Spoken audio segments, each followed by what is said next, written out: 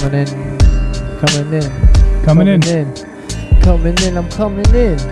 No, I'm coming out. What's it about? I'm going to leave the beat up if you're going to do this. No, I refuse to do it because I'm going to make an ass out of myself. This is... And I'm going to bring the beat down. Another Friday night episode of the GiG podcast. What's going on? My name is Sean Cove. In 7th grade, they called me Animal Thug. And that's payday. Mr. Jones to you across the way from me. Animal Thug? That was a thing that... All right. Yeah, that was a thing. Macy's has stopped. So they asked me if I want to close the app over there. I'm not going to do it. Who's Macy? I don't know. It says it on the soundboard. Oh, okay. Here's the thing. We can't buy nothing from Macy's then. Biz said wear the shades tonight so it looks like I'm on drugs. That's smart. That's a good show for that. Am I? Don't forget to run your jaw every now and again. Just creak it back and forth a little bit. There you go. Might be. You decide. I had Chinese food tonight. Well, I had Japanese food tonight. Steph had Chinese food. Okay. At a lovely little Asian restaurant called Hua. And Hua is... Here's what I like about Hua. All right. Is that they are a full-service Asian restaurant, right? You want pad thai, they'll make it for you. Okay. You want General Tso's, you can get that. You want, Vietnamese pork chops, yeah. They're there for you. They're there. Okay. Also, sushi. So I got some sushi. Steph got chicken teriyaki. Okay. And they have like a window, right? They have created a hood bulletproof glass window in the middle of the suburbs in the vestibule door so nobody could come in or out. And there's a window slot you hand the money through. A little safety first. Yeah, fine. I get it. So I hand her, she, tells me it's whatever it was. I hand her the paper. Okay.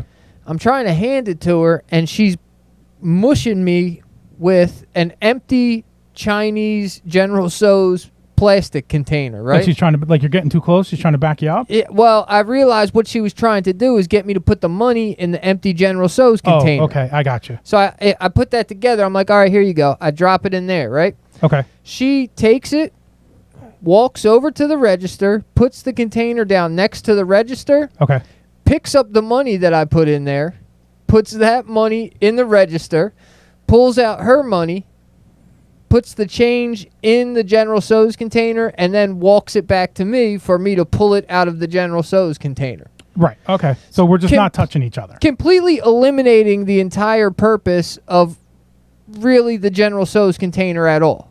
So that it was a little bit crazy to me to deal with that, and it baffles me sometimes. Like I'm all for you wanting to put your safety first in in the world that we're living in. Right. I'm not worried about your safety. I'm Right. not worried about my safety. Right.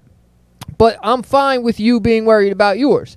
So when I see the disconnect there, like the old, then it just looks like you're doing this for show. Because once you walk away, then you start touching money and what I mean? Like, so is this a show or are you that dumb? Well, yeah, right.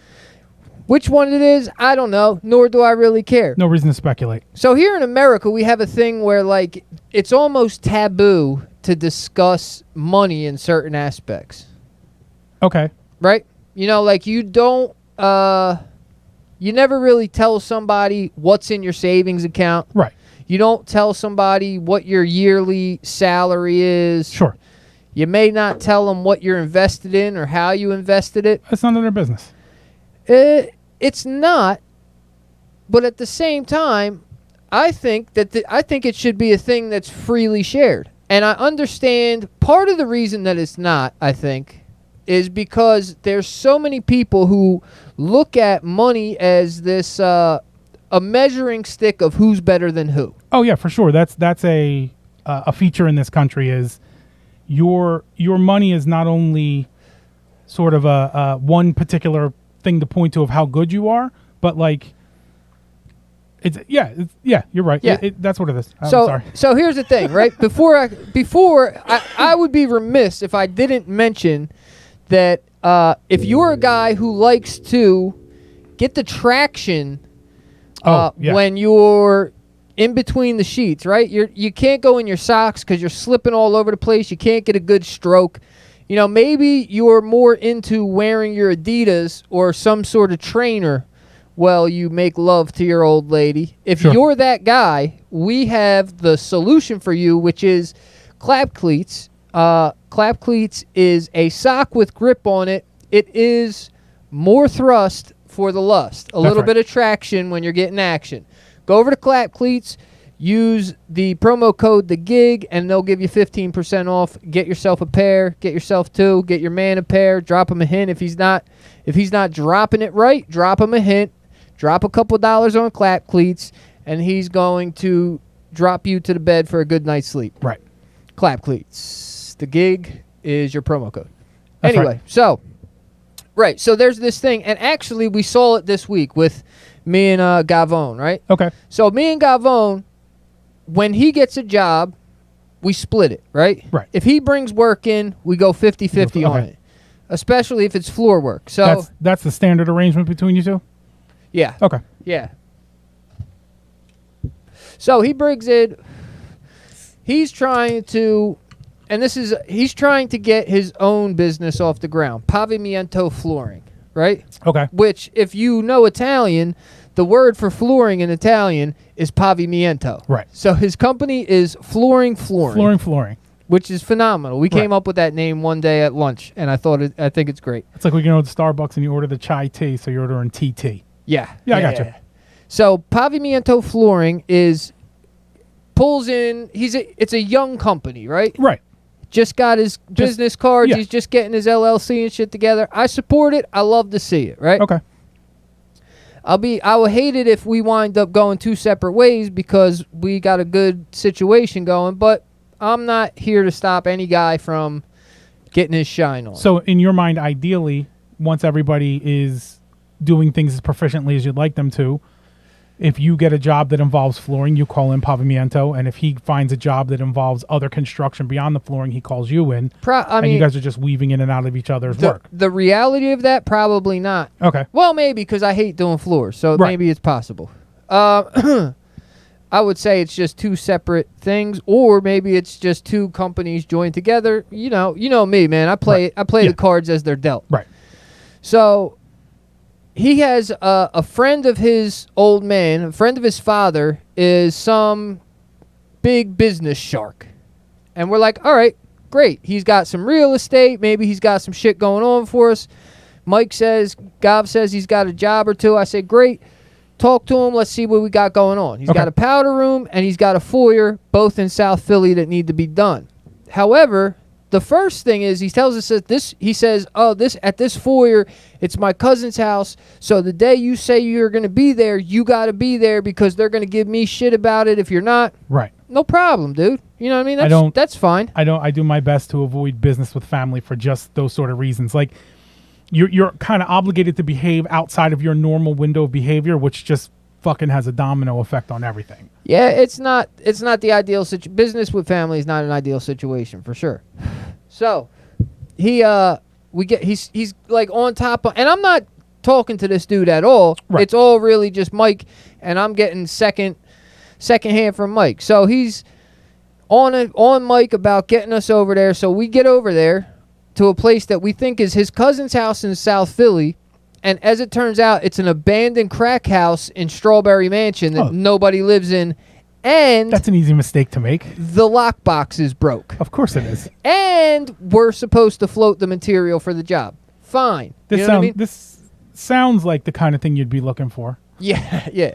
So, fine. These are all things that one at a time, no big deal. Okay. But also, this dude, he's got a lot of bread, apparently. Okay. And Mike can't really get him to slow down and have a conversation on the phone to like have a real talk about what's going on and what other types of things are going on. So I'm telling Mike, like, I've seen this type of dude. I don't deal with this. I've dealt with this type of dude, and I purposely now don't, because this is the guy who's like, I'm making $100,000 a month. These guys are just fucking here. Peons. Throw them some, and there's like a level of like, oh, you don't think that we deserve the same respect. Like, I'm not a man the way you're a man. It's a you work for me situation. Right. And the way that I look at it is, look, you've got a whole shit ton more money and you could buy me outright, right? Right. However, old man, you're fucking 60 and I'll kick your ass. And so now who's more of a man? And you're the professional here. Like, you're there because you have a particular set of skills. And so regardless of how rich he is, he needs you. You don't necessarily need him at this point. Well, and that's true. But he's not the guy who looks at it that way. He's like, I don't fuck. Well, and maybe he doesn't need us. Maybe he can call Maybe he can call some other asshole to go to fucking Strawberry Mansion on an abandoned dirty block and put a foyer in an abandoned house with a lockbox that doesn't open. There's a whole bunch of construction industry that just specializes in that. Profitable, reputable companies are jumping at that kind of work, apparently, because there's no fucking respect level on it where he's like, he just isn't giving Mike the respect. So now he also like pushed him off, like, you know, like, hey, we need a deposit to start next week. Right. He's like, oh, I got COVID. I can't have anybody at the house. Okay. Drop it in the mailbox. I'll come pick it up. Yeah, whatever. And he's like blowing Mike off. So I don't know if he thinks that we're going to start and float a fucking $4,000 bathroom just for the hell of it. But he's got another thing coming. Because I don't fucking I don't deal with it. Don't do it. You can't because, as we learned last week, you can't repossess a bathroom. Right. So once if you don't pay us, you're in the hole, and that's that. Right. And more than all of that comes to the level of like, yo, whoever you are, right? You could be a fucking lunatic running around selling federally legal marijuana. I'm not going to say that you're not a good man. Right. He's a good man. Our soundboard isn't working. It's not? Nope, but that's okay. That's because of Blake. He's a good man. Yeah, there we go. Yeah, whoever you are, you could be the lowest of the low, or you could be the goddamn president of the United States. I'm going to address you in the same, I'm going to give you the same respect. Now, I may give you less time once I figure out that you're a lunatic and whatever, but still not going to slam the door in his face. No. I'm going to give you the same thing. Even the fucking jerk-offs who come selling solar panels to us. Like, hey, brother, look, I know, buddy, that look, solar panels ain't for us. I appreciate you stopping by. I'm sure you got great deals. I hope that you knock them dead with the rest of this neighborhood. But, you know, it's not for me. Thanks for stopping by. Hey, we've learned time and time again on this show that if there's one thing that you are, it's congenial. You are always willing to talk to somebody regardless of if they're in imposition or not. Yeah. Yeah. So it pisses me off. Okay, you got bread, so now you get to act however you want. Fuck you, dude. You're a fucking clown. Right. That being said, right, it's part of like the genetic makeup of a capitalist society that you have more money, you are ranked higher. It's your badge of success for some reason. Right. Which is true. It's a partial badge of success without a doubt. In circumstance it is, but as a general rule, no. Just a person that's rich is not automatically successful or the best at what they do. They're not 100% successful. They're not always the best at what they do. But it is definitely a measure of success. Yeah, agree. However, let's picture this, right? Okay. Other measures of success. Being a solid father. Yeah, right? absolutely. Now, imagine you have been a father for 10 years now. Right. I've been a father for 5. That's like you treating me with less respect because I don't have the years in. Right. Because you've already dealt with all of elementary school and I haven't been there yet. It's like it's really a ridiculous attitude to apply to anything when looked at. Yeah, because there's no like with the money and with the raising the kid, it's not a linear thing. Like I did X, Y, and Z, and that's how everyone does it. So that's why I'm successful. Yeah. So if anything, in any of those sort of conversations, it should be kind of like more like a sharing situation. Like, hey, I've been there. Let me tell you what I did. You think about it that way. When it comes to the money or this, because if he doesn't want to pay you up front, listen. I have the money. I can show it to you. But the way that I operate is X, Y, and Z, and it's gotten me this far in life, so I want you to consider that this is how this will go, unless you don't want to, in which case I'll find somebody else. Instead of just, fuck you, do it, and you worry about the money at the end. Yeah, listen, at which point I would say, okay, that's not the way I operate. Right. It was a pleasure meeting you. Right. We're going to go our separate ways here. Couple of gentlemen. But I'm glad you said that, the sharing thing. Mikey Meeks, what's up, buddy? I'm glad you stopped through. Right, the sharing thing, right? Like with everything else, successful men are, I think, willing to share their knowledge of how they got. Not everybody, some guys are jerk offs, Right. but we hold near and dear and tight like our money situation, right? Yeah. Now on the job site, you know this guy's a foreman, so he's probably making more than this guy who's a laborer. You know the tiers. Yeah. You don't necessarily know the dollar amounts, but you know the tiers and the structure. But as a laborer, right, you this works better for everybody, right? If you're a laborer who's making $15 an hour, you find out the foreman's making $29, right? Now this is appealing to you. Like to me, at $15 an hour, at $30 You're bucks shooting an hour, for the 30. I'm like, oh shit. How do I get there? Yeah, I can make that kind of money. Right. Instead of it being a secret where it's like closely guarded, and you're like, nah, don't tell them how much you make because whatever reason you don't want to tell somebody, right? Because of this judgment of, you got more money so you're better or less money so Right. you're not as good. This helps not only the laborer get hungry, it helps the business owner because he's like, oh, well, if these guys see what they can make and believe it, not just me telling them like, hey, we're going to give you a raise at the end of the Yeah, you can fucking rub that on your chest. Right. That's a conversation. That's not doing a goddamn thing for me. Sure. That's that sort of thing of like, especially at the lower tiers, hiding your income amounts is a sort of union busting tactic. Like when I go to most corporate jobs that I've ever worked, it's explicitly in the handbook. You don't talk about your salary on the floor. Right. And it's specifically because if other people, even the people on your level, if everybody knows what everybody else is making, everybody's going to want to be making whatever the highest paid person in that position is because you're all in the same position. Right. And without a union to say, this is what you guys get paid, this is your annual raise, the company's going to constantly try to hire people at a lower price to do your job. That's the name of the game with them. And so they kind of instilled that sort of, you don't talk about your pay with the other people on the floor. You don't want them to know what you make. That's ridiculous. But it's ridiculous that you wouldn't want to sit down and talk to them about it. Right. Or like you wouldn't want to look, if I'm a guy who fucking has $220,000 in my bank account that I'm just sitting on, right? Or $220,000 in assets, right? Right.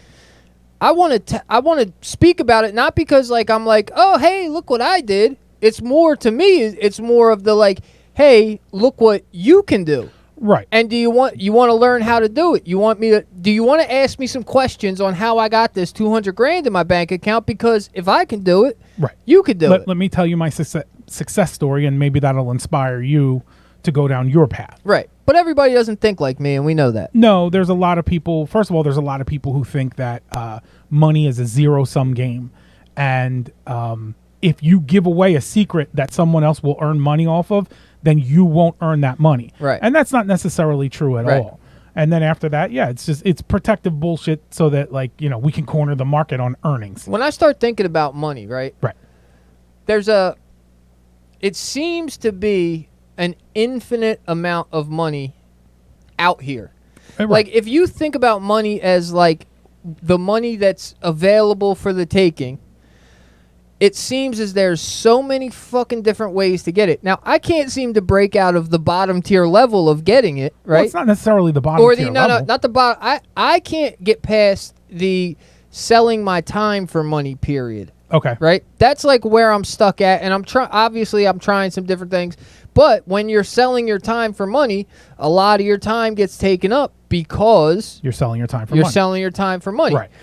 There needs to be, in order for me to feel successful, I'll feel successful when my time is more open, when I'm not at the selling. Because, I'm selling my knowledge. I'm selling 20 years of construction knowledge, but that's kind of secondary to me selling my time. I'm not selling a product that I could sell over and over and over and over again. Right.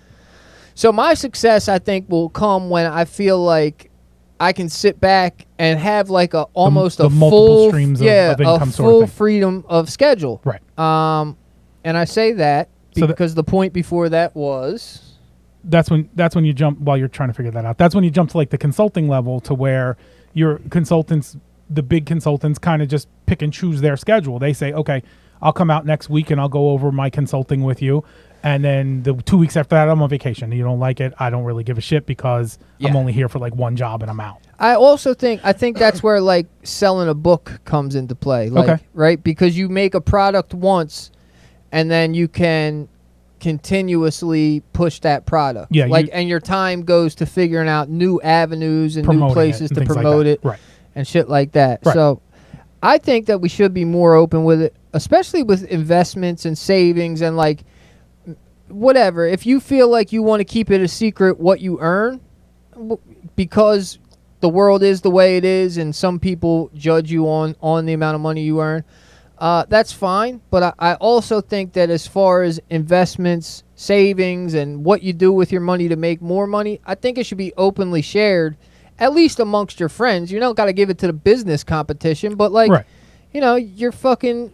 It shouldn't be like a point of embarrassment, regardless of which way you are. Like you shouldn't feel, hey, if I tell these people that I'm making $200,000 a year, they're going to be upset because they're not. And then the other side of it shouldn't be like, oh, if I tell him I'm only making $5 an hour, he's going to think I'm dog shit. Yeah. You know what I mean? Yeah. What color's the sky? Depends on the day, but generally it's blue and then black at night. You're holding true to that. Yeah. What starts when the ground ends? Where's the ground ending? The sky. Right in front of you, we're outside at the grass. Right. The sky actually starts where the grass stops. Now, this is the sky. Well, It appears blue when we look at a whole bunch of it, right. but in reality, the sky is clear. No. Yeah. Well, I mean, technically, yeah, and the blue that Yeah, we see technically, is because yeah. the sun is going through it. But what you're standing in on the ground is really the atmosphere and not necessarily The what atmosphere we would is the consider sky. All right, you ever seen listen. a cloud by your knees? Yeah. Oh, you have? It's called fog. Yeah, absolutely. It gets foggy. There's clouds down here once in a while, just not naturally. Same thing with water. Water, you look at water and it looks blue, but Well, yeah. take a little bit of it That's a little. and it's clear. That's a little. That is different, but I understand what you're saying. Not always are things what they appear that they are, right? Sure. So, that's just a thing I heard today that I liked. Okay. Steph sent me a righteous young man spewing a whole bunch of spiritual knowledge as it pertains to the Matrix. Okay. And even though I never saw the Matrix, this guy was talking my style. Like, Neo, if you switch the letters around, Neo is one. You are the one. Sure. Well, that's Neo was in room 303. right. Right? There's 33 vertebrae in your spine. Okay. Jesus was 33 when he died. Atop those 33 spinal columns is your pineal gland. And he was just going off, and I Sure. was fucking with it heavy. He It's also a- said, what color is the sky? Clear. It's a science fiction movie that was written by some relatively intelligent people who knew what they were doing when they named Neo Right. and put him in room 303. Like, nothing about The Matrix when you watch it is accidentally in line with a conspiracy theory. It's all willful It's like built and to be. purposeful. Yeah. But also he wasn't he wasn't coming from a conspiracy angle. He was relating it to like positive, like being conscious, right? Like you're awakening your consciousness and then being able to like once you awaken your conscience, you can't go back to sleep, which I think I find untrue. Right? I like the thought, and to some extent, right, once your third eye is... Your pineal gland. Yeah, once your pineal gland is open and allowed to see things from a different angle, you can't kind of go back to being ignorant, is the general consensus. But I feel like I'm pretty enlightened, Okay. but also I don't respond to the enlightenment. More often, I respond to like earthly situations of what's in front of me. But then also, right? You could take. We're gonna get silly here. I didn't take any mushrooms. I was gonna today. ask. Yeah, no. I didn't take any shrooms today. But my shit always comes back to like, if it's all written, it's all written. Right. Your your predestination. Yeah. So if you are enlightened to the point of like a higher consciousness, and then you kind of, I look at it like this. When I was like 16, we would spend hours. When I was in Daytop, I was 16. Big Matt McCabe, right? Big dude, was like 6'6" and could have been 400 pounds. He sat on toilets and broke them just by sitting on them. This was just a mammoth man. Big guy. And he played the guitar, and he was like, he had glasses and curly hair, and he was like a nerdy dude, but he was super smart and like just super cool, like, right? So he wasn't like this street kind of dude that most of the kids who were in Daytop were. Right. But everybody loved him because he was like this big, lovable, enlightened dude who was willing to talk spirituality with you. Okay.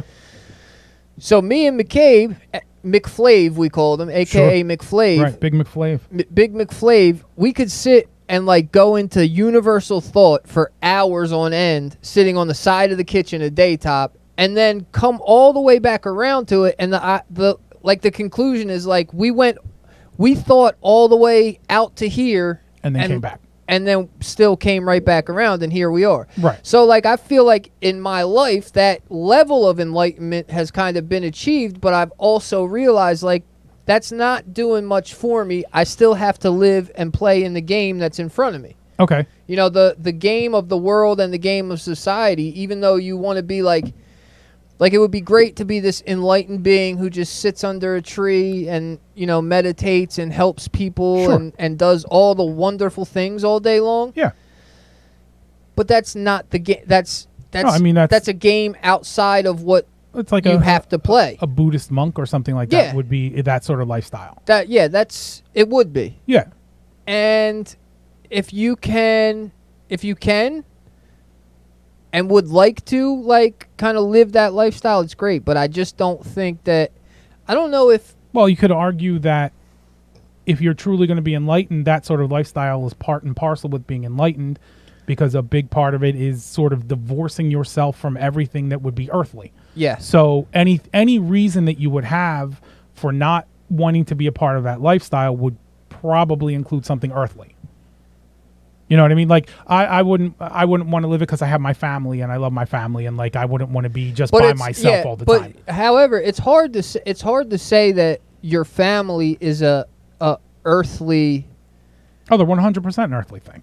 They're not. No matter how you slice up heaven, they're not part of enlightenment. They may help teach you enlightenment, and you may teach them enlightenment, but they're earthly things. They're not. But that's if you are taking heaven as your end enlightenment and your end goal, right? Anywhere your end goal is about your elevation. Right. So you can't guarantee that everyone else is elevating themselves as well.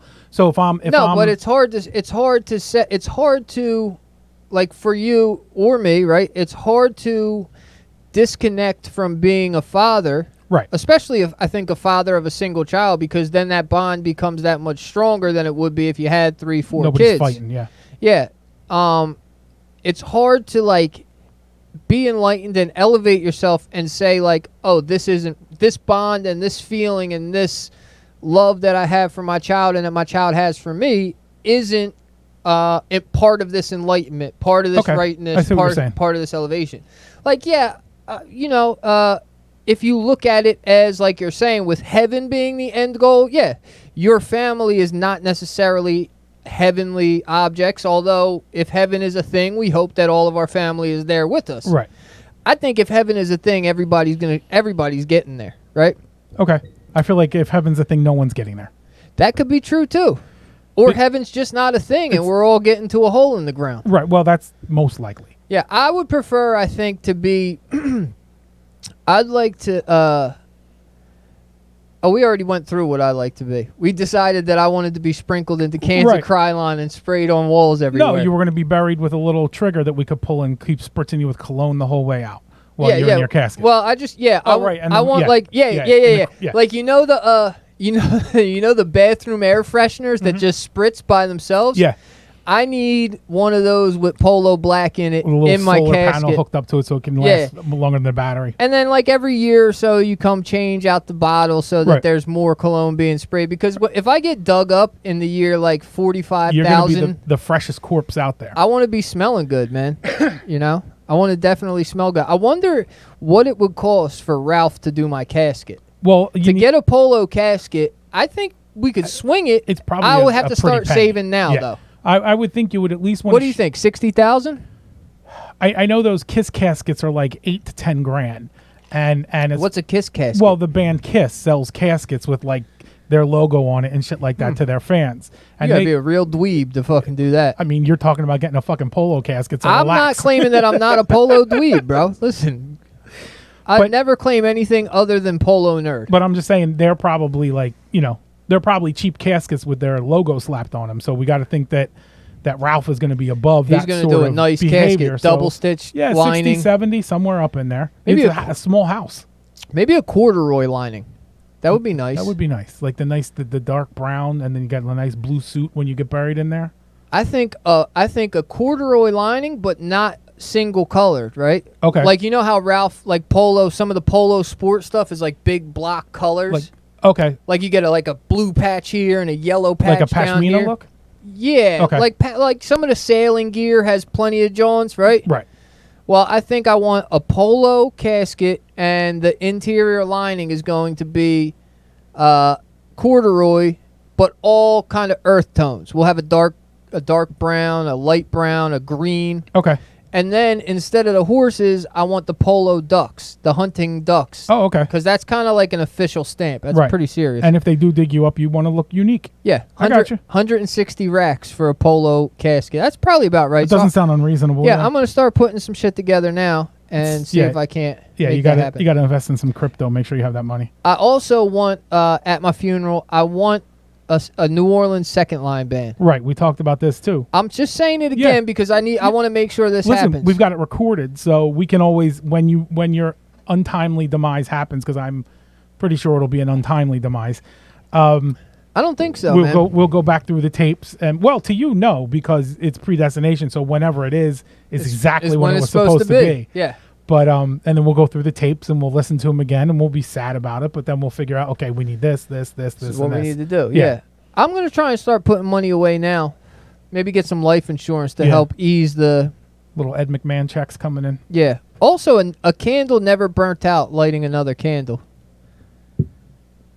Is that going back to your That's- money talk from earlier? Yeah, well, that's what this guy Share the said light? earlier, which Okay. is a fucking perfect... Also a perfect analogy is like... Because, with the money too, right? Right. With the money and the elevation. The idea is like, oh, I can't help you because it's going to take from me. Dim me. Yeah. And really, like, and I don't know how this works or why this works, and it's a thing that we discussed, is that the more that you help other people, the more that you pay attention to what somebody else needs and what you could do for them, the better you feel about yourself and the further you get carried on. Yeah, I agree with that. I feel like when I do small things, I'm not any kind of big show person, but I do feel like my day is better when I've done those things. I don't even need to tell anybody. No, that I you're did not it. supposed to. Right, but when I do those things, I feel a little better about it. And like it's because overall, I feel like, well, if I'm doing this, there's probably other people doing this. Yeah. And maybe that's a little bit of hope for humanity. You're part of that. I think overall, people would prefer to do good than to not. But then worldly situations get in the way, and it becomes I think going back hard. to your money thing, there is a group of people, a segment of society that if they see you not doing well, that's fuck you, shit on you, right? You see the person outside the Wawa and they're just a wreck. Oh, I wonder what they did to put themselves in that situation. Fuck them, they'll figure it out. There is a portion of society that thinks that way. But I also think there are a lot of people that are like, I would like to help that person, but I don't want to go near them in case they bite me. And then there's the people Right. who are just like, here, take this, eat some food, try to have a better day. Yeah. I think that most of the time, I think that you have to in order to be successful, anybody, right? Because here's the reality is, right, the guy who's homeless, things may have happened out of his control Yeah. that got him in this situation. But for him to be successful, he can't look at it like that, right? This is this pull yourself up by the bootstraps, right? Well- You have to, I think in order to get yourself ahead of the game or like to climb up the ladder of progress, success, and enlightenment, you have to take things on your shoulders and say, how could I have done this better? Because somewhere along that path of those unfortunate events that got this guy homeless was one that maybe it didn't stop him from getting homeless, but maybe if he made a different turn somewhere, it slows the process down. Maybe he's not homeless, he just gets foreclosed on and then still lives in his car. Whatever the case is, I think when you find yourself in a shit predicament, the first place that you have to look is, what could I have done different to get myself to not be here? Yeah, I think you need to look at that, but also at least a little bit, you need to be able to say, well, in another situation, I could have done the exact same things and it would have turned out okay. So there are certain things that I can't control, and those things I just have to write off. But I know that there are these other things that I can do that will get me into a better place. Yeah. So like, it can't be, I don't think anybody who's homeless, I don't think anybody that's homeless is like 100% they fucked it up and there's no other way about it. So they have to consider at least a little bit. Like I said, you have to be able to brush off a little bit of it and say, well, even if I did the same thing again, it wouldn't turn out like this. So let me go ahead and do the things I know how to do. Helping is not helping many times. Spoken from MC Biscuit, which makes good sense, right? Okay, I'm not sure what that means. So I believe what you're saying here, Mr. Miller. Also, happy belated birthday. This is for you, Daddy. And we can timestamp that and edit it out if you don't want anybody to know that I'm giving you PEDs. I didn't think that one through when I did it. Helping is not helping many times, which it makes very good sense to me, right? Because especially in my previously drug-addicted mind, and I think that I think, like we've talked about, my mindset would be a little bit different than some other knockdown drag out junkies, whereas like I don't want to take advantage of a handout. I don't want the handout at all. So if I take it once, I'm not going to spin the corner tomorrow and come back to you and say, hey, can you fucking feed me again? Right, because but in some situations, in some addicts or some, you know, whatever, homeless folks, whatever the situation may be, people who are down on their luck, right? You help them today, and then you see him in the same spot tomorrow, you help him tomorrow, you help him again. Then there becomes this, people have the ability to get comfortable inside of whatever situation they're in. So then this comfort comes of like, well, I know that fucking Bobo is going to come buy his coffee at Wawa every morning, and he's going to buy me a breakfast sandwich. You know how comfortable it is to sleep on the street with your head on the curb for a pillow. So yeah, you could get comfortable. I'm telling you, you can get, I promise you. I'm sure. You can get comfortable in discomfort. You can allow yourself, let's not say comfortable, you can accept, you can ignore, you can ignore, and you can accept whatever situation you're in. So if things are happening where people are just handing you food, and even though everything else is shitty, but you're getting fed, and then you could put all the rest of your money to getting high or drinking, like, you can get to the point where you accept, okay, this is where I'm going to be. So that helping over and over and over again is not really helping out, because the guy's going to, you know, and this is obviously a situational. So this is the thing case-to-case situation. This is the thing I've talked about with my son. I try to show him, you know, how to help out, right? And we've talked about before, he said, well, the lady asked for cash. Why did you buy her a sandwich and a soda, right? And I say to him, and I preface it, I said, this is really like a horrible line of thinking, but like, I don't want to give her that money and have her spend it on liquor. Yeah. But in reality, if I'm going to help her out, it's none of my fucking business what she does with that assistance, right? And it's tough to sort of skew it one way or the other. But that's why I would buy her food. I'd be happy to buy her food, but I'm not going to just hand her cash. I'm happy to buy you a bag. There's been plenty. I had a rap bar that was, did I ever tell you this one? No, I don't know, maybe.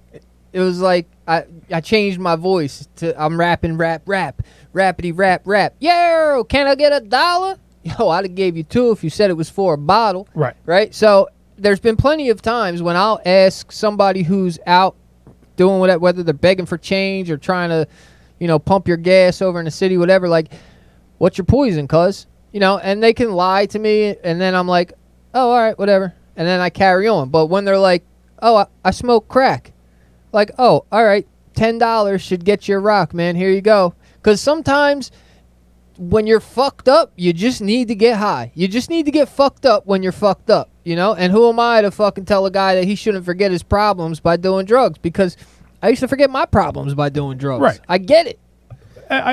Whereas you're a predestination guy, which means kind of regardless of what you do, the outcome's going to be the outcome that was always going to be the outcome.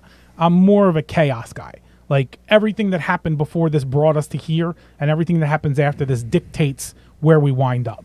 So my act of giving you the sandwich or even the bag, I'm not even going to argue with that sort of position. Maybe that you have that sandwich that day and you're not standing out there when that place gets shot up, and now you're still alive, and you look at it and you go, fuck, I was supposed to be there, you know, with my busket, and I'm not. With your busket? Yeah, busking. And I'm supposed to be there, you know, that's where I go to collect my spare change and things like that. And I wasn't there because I was over here eating a sandwich.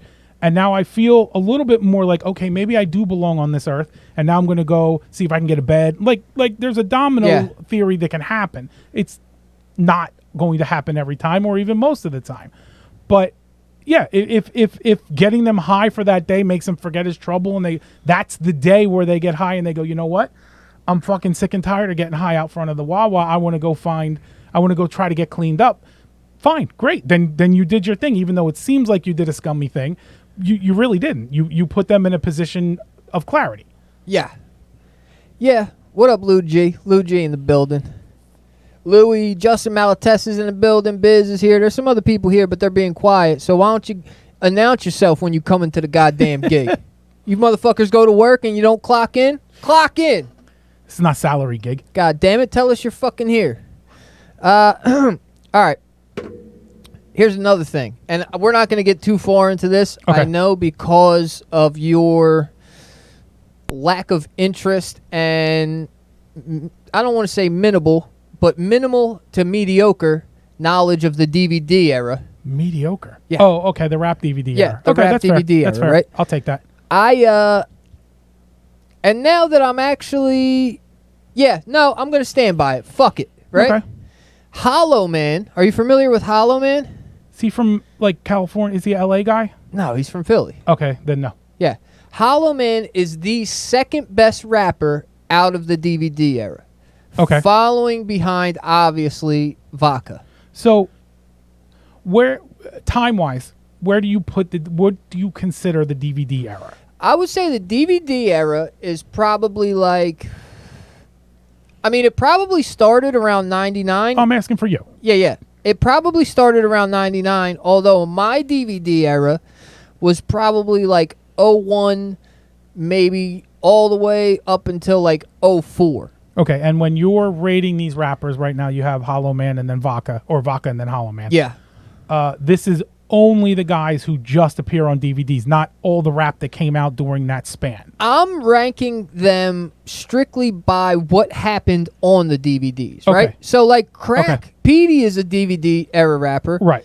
And we all know how I feel about Petey. I sent him a 3-paragraph long love note in fucking Instagram the other day. Right. He hasn't responded back yet. He's going to leave you on red. I'm probably going to have to go over and peek in his windows or something, see if I can't smell some of his hair. But I just don't think what he did on DVDs stood up against some other guys on DVDs. Okay, Now, that being said, I think Vodka is above and beyond. And here's the thing about the DVD era is that, like, it wasn't about song making. It wasn't about your hooks. It wasn't about your character or your personality or, like, nowadays your fucking online presence. Like, DVD era rap was solely about your talent as an MC. Well, isn't your DVD presence comparable to the online presence these days? I don't think so. Okay. Nah, I don't think, like, yeah, you could show up on a lot of DVDs, like, if you were popping, right? You know, if Big Star and fucking, who's the other, Young Bob? The Headshots Bull. Young Bob? I think it's Young Bob. If Young Bob and fucking Big Star and Best Kept all put DVDs out, they're all shooting to get whoever's they all want a Vodka freestyle. So Right. I guess it's kind of is a little bit comparable. But I'm talking like, yeah, Gilly was kind of a DVD rapper. I feel like that Justin's in the chat asking, was Gilly a DVD rapper? I think Gilly kind of made his name as a rapper on Philly local mixtapes just before the DVD era started. Is a little too old. And you got to respect Gilly because he's continuously been able to reinvent himself generation after generation and be a name that people know, whether he was blowing up in the streets of Philly or when he was with Cash Money and going worldwide, to when he had the scandal with how he was writing for Lil Wayne, to now when he's a fucking podcaster, you don't even hear him rap anymore. Right. And more people know him now than Just seeing him fucking driving knew in him. his car giving you life advice. Yeah. Yeah. So, but yeah, I think that more than anything, the DVD, the importance of it is your ability as an MC. That being said, Vodka, number one. I think Hollow Man is an underrated number two, right? Okay. I think that we didn't see a lot of Hollow Man.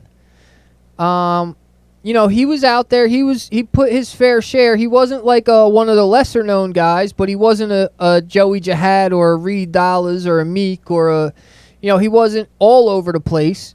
He was kind of mid-level, but I think listening back, because I did a little run through, there's a fucking YouTube channel called Philly Rewind. Okay. And it's fucking phenomenal, bro. Like, this dude is pulling the rare joints out, rare video DVD parts, and stuff that I haven't even remembered existed.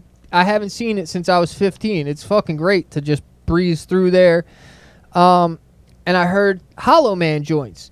And as I'm listening back, I'm like, oh, like, this dude was really at the top of his game, like really a top tier craftsman of an MC. And I think that he didn't get, like a lot of the DVD era rappers, didn't get the credit he really deserved. Right. So Vodka number one, Hollow Man number two.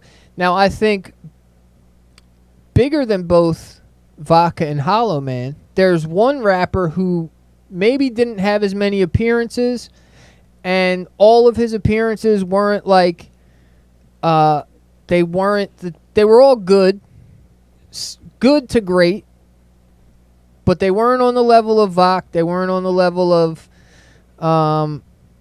maybe they were kind of neck and neck with Jihad. But this guy had one particular DVD showing that I think was the biggest thing to come out of the DVD era, which was Slaughter doing $5. Okay.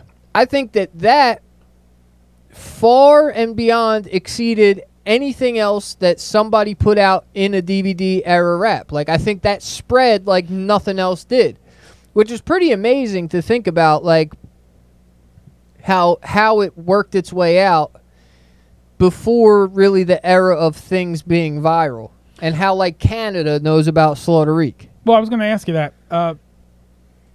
As far as I can remember, and we do have a tendency to sort of have a little bit of nostalgia tied to everything. Mixtape rappers, the best mixtape rappers, kind of got all the way to the professional level. Let's call it that. Yeah. It doesn't seem like a lot of the DVD guys elevated to that level, especially the ones that you think were super talented. Why do you think that there was that? Like, at that time, it was still a lot of money in music. It was during the internet, but it was early in the internet where labels still had tons of money to throw around. So when they're picking rappers off of the mixtapes and giving them deals, why weren't they picking rappers off the DVDs and giving them deals? Well, Mr. Jones, I'm glad you asked that. Good. Because this is a thing that I've thought through. I figured. think that what happened with the DVD era, with a mixtape, you need to have somebody, whether it be yourself or the neighborhood dope dealer, somebody needs to be backing you financially. Okay. To be able to get you to a studio. You're going to get into that studio, and the goal is we're going to make a song, we're going to try and make a hit, we're going to try and make a solid mixtape through and through that we can sell. And as much as making a mixtape or an album is a craft first, it's always closely accompanied by it being a business move. Okay. Whether even if that business move is to make 3,000 copies of your mixtape and hand them out for free, it's a business move that you're hoping comes back in the long run. Okay.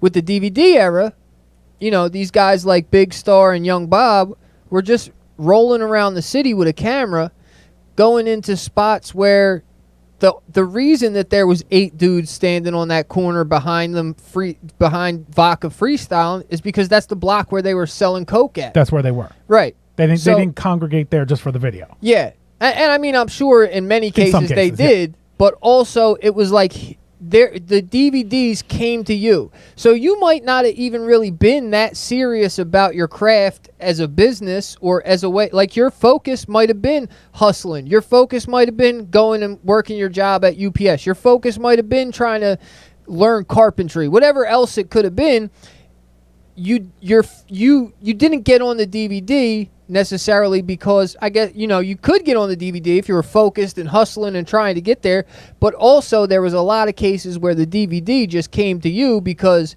hey, yo, did you hear so and so from Olney? Bull's nice, you got to go check him out. Let me get him on the phone and see. Yo, Young Bob's down here. All right, go meet him over on Chew Ave.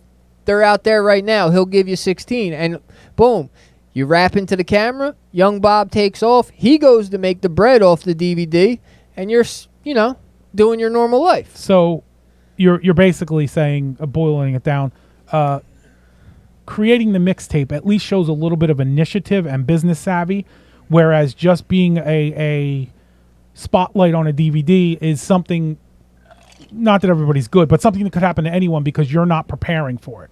And showing that little bit of business savvy, that little bit of willingness to go to the studio and make the recording and do the actual professional things it takes, it makes the label feel a little safer with you than, hey, they drove up to the corner and this guy happened to be there and killed it, but I don't fucking know who he is or what he does or what he's up to. Or where to find them. Okay. Yeah, and I think that... All right, that makes sense. And listen, I've discussed it before on the podcast. The greatest rapper that I've ever heard will never be heard by anybody else. Journalist. And no. Oh, okay. No. Peter Mark Craig. Abel. Oh, Mark Abel, right. Mark Abel. Mark Abel's hands down the best rapper I ever heard, and we're not. The reality is that you're just not ever going to hear him.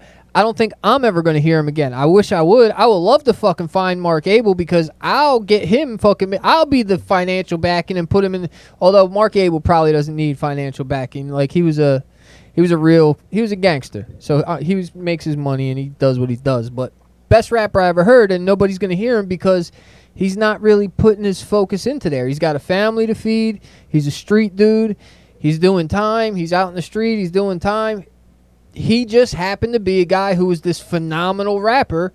He just had a natural skill at it and did it enough, got locked up enough times that he could be phenomenal at it. And I think that that's what we see with DVD era rappers. Like, okay. So they just never, some of them popped. I mean, Meek came out of the DVD era, but he also the mixtape era. Like, he was both. He also transitioned into them Flamers mixtapes. Right. And the city of Philadelphia's general consensus was like, hey, let's all support this guy. For whatever reason. I guess because he was like a younger kid.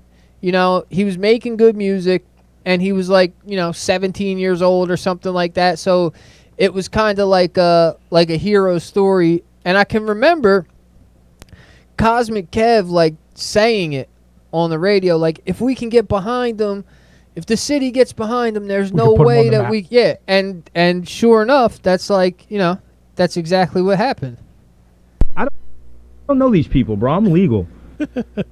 That wasn't. I was just kind of. You weren't shooting for? I was just kind of throwing it out there, see if it worked out. It worked. How do you feel about the battle rap DVDs? I mean, they're all kind of tied in together. The battle rap, like the Smack battle rap DVDs, are, even though they were happening in New York at the time when we're watching Philadelphia DVDs. Like, I wasn't really watching Smack. I'm sure I've caught wind and had seen some, like, who was battling back then? I don't know. Murda Mook, right? Might have saw an early Murda Mook battle, but the Smack DVDs we weren't really heavy on. We were watching the shit that was coming out of Philly. But I also think they kind of go, the battle rap and the Philly corner DVDs go hand in hand. I'm sure even on some of them there was a battle on the front of the DVD, and then the next 12 chapters were just freestyles from somebody. So, but yeah, I think that that Slaughter Rico joint was the biggest impact of anything else on any other rap DVD of that era. Okay. You know, I don't think anything made an impact. There's, you know, I don't think that there's a large group of kids in Canada who will tell you about a Hollow Man freestyle that they all know and all like. Right, you know? but they heard the Slaughter Rico. Because it was amazing. I Yeah. remember I remember Nick Birdie showed it to me. I remember the first time I heard it, and we're in Nick Birdie's room, we're smoking weed, and he was like, "Yo, you ever see this?" I'm like, "No, let me see it." And he played it, and I was floored. I'm like, that's amazing. Mind blown, right? Great piece of MCing. Like, top tier craftsmanship as a rapper. And He's a good man, actually.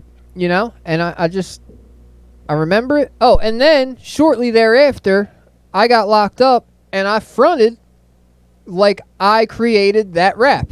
I rapped that rap at 15 years old and told somebody else that it was mine. Maybe 14 even. That's always a risky proposition. Well, I later on in life, when I became friends with Slaughter Rico, I told him this. Yeah, I said, "Bro, I stole your rhyme and acted like it was mine." Right. Except I got zero shine off of it, and he came a Philadelphia legend. Right. So, all this DVD talk. Oh boy. Hold on. Let me check out my notes here. Yeah. You got like almost 2 weeks worth. Yeah, a lot of it we kind of touched on.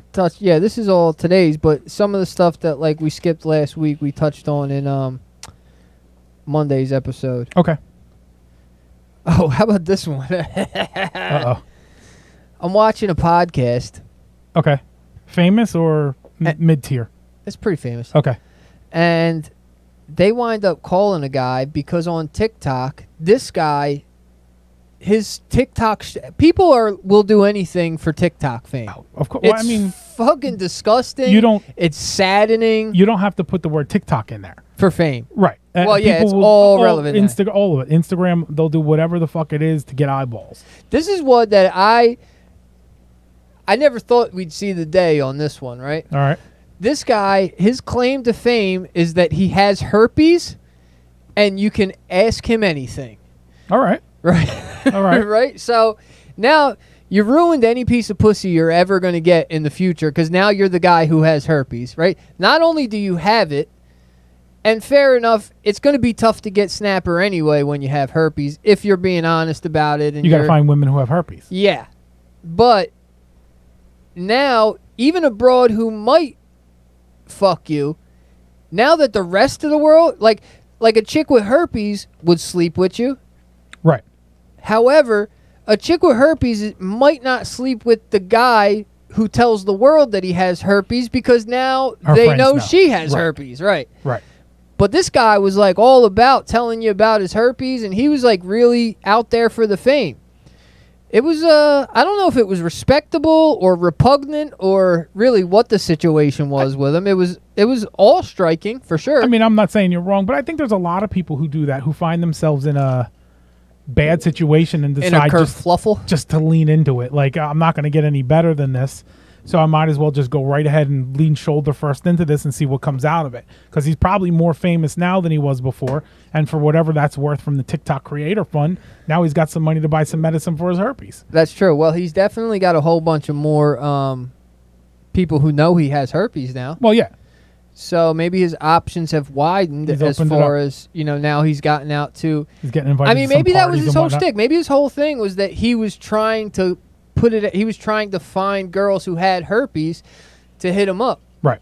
So yeah, then just so he could so he could weed through. Guilt free. Yeah, so he could weed through and know who he's trying to get after. Makes as much sense as anything else these days. I respect it. You bought me the big bottle. I did tell you to buy me the big bottle. That was the smallest bottle they had. Well, this is the small big bottle. They got a big bottle, and then they got a small bottle. Yeah.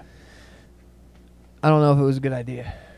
It's always a good idea. Nah, well, here's what happens is that tomorrow's going to be longer than 24 hours. Tomorrow my day will be half ruined. Right. I'm not going to have a hangover, right? But I'm just not going to be on my fucking P's and Q's the same way. You're going to be in the sludge. Yeah, like I'm not going to be, my workout's not going to be as good. I've been really slacking in my fucking workout dedication lately. Why? And I can't really seem to put together, I have some theories as to why, but I can't seem to solve it. Now that we got our Clap Cleat sponsorship, you're just kind of taking it easy for the rest of the day? No, because I feel like if I'm going to ever model clap cleats, I have to be in the best shape of my life. I got to be honest. I think of the two of us, I'm the strong Clap Cleats model. If they're focusing from the knee down, You got a good calf. I think I got that covered for us. You do have a really nice calf. Like the hand models, like they don't have to be good looking or in shape. Just the hand itself has to be. Well, here's the thing, right? You have a better calf than me. Yeah. It's a more voluptuous calf. Sure. My calf has been getting pretty cut up lately, right? It's been getting very hypertrophied. But I don't know if you've ever noticed the way my ankle slips into a boat shoe. Okay. But it's unparalleled. So Well, it's kind of... Your ankle's going to be covered up with the clap cleat, though. I don't... This is what I'm saying. Look, I'm not talking bad about you when I say this. Are the clap cleats no-show? Don't they have no-show clap cleats? Or are they high socks? I thought they were like low no-show, like the kind of thing where you would want a guy who's got a beautiful ankle to model them. I thought that they were like a mid sock, but I could be wrong. Let me see. I know he's sold out again. That does look more like a no-show. I'm with you. Yeah, so if you have a no-show sock, Yeah, the model that you want has to have a really good ankle bulge. sure. You know, and that's some people call it an ankle knot. Right. Right? My ankle knot looks like a wad of hundreds if I'm being honest. That's a good description. Looks like a good knot. Yeah. So that's a thing. Okay. Clap cleats. Use Clap the promo code the GiG. The GiG. Get 15% off. Yep. Get him in by the end of the month, I think, and then it sounds like we're going to have him back on to talk about how he's progressing. Yeah. Is the Jedi still in the chat? The Jedi was in the chat. Do I want to do that? You know what? I'll come back to the story about me and the Jedi. Okay. Because the other thing, this is a long thing. Yeah, this is a thing that has some length to it, but also very poignant and relevant to what we do here at the GiG. Do I need to get some Kleenex? Am I going to start crying? No. Okay. I think you're going to do just fine. Good. I think that you can agree that different music in general has shaped your life. Absolutely. You know, especially as a guy who's a musician. Like, Absolutely. you know, more so than other people. But I think most people who, I'm sure there's some fucking curmudgeons who don't listen to music at all, but they're losers, you know? They're weird. They're at least weird. I don't know losers, but they're... Okay, yeah, definitely there's full weird. There's definitely people who sit in the car in silence, and that's just so perverse to me. Full tank of oddball. Yeah. I sometimes do sit in the car in silence, but I also... And every now and then thing when you want to regroup or just think about... That's different. I'm talking there's people who, like, that's their mode is I get in the car, it's quiet, and I just drive home for 45 minutes. Like, what the fuck is wrong with you? Yeah. Let me ask you this. Before we get into that... Okay. Let's get into this. What did you just do? You throwing fireballs like Ken and Ryu? Get over here. No, that's Scorpion. I knew what I was doing. But he doesn't throw fireballs. No, he was getting you over here. Yeah, but he's okay. He gets you over here, and then he uppercuts you. Yeah, he gets you over here, and then he uppercuts you. If you're good, he kicks you and then keeps you on a chain. But that's a whole different thing. That's beyond my level of Mortal Kombat skill. Maybe I was Sub-Zero throwing an ice ball. Oh, you were throwing the ice ball? Okay. Or Reptile. No, Reptile. Reptile goes like this. Oh. He pulls it up and then the ball floats out. Who was the one who had the remember like the machine versions of Reptile and Scorpion and Sub-Zero? Cyrax and they spit oil out of their chest? Yeah, the red one did that. I forget the robot's names, but I know the one was Cyrax and I don't remember what the other two. Sector, and there's a gray one. I don't remember. That was a Noob Saibot?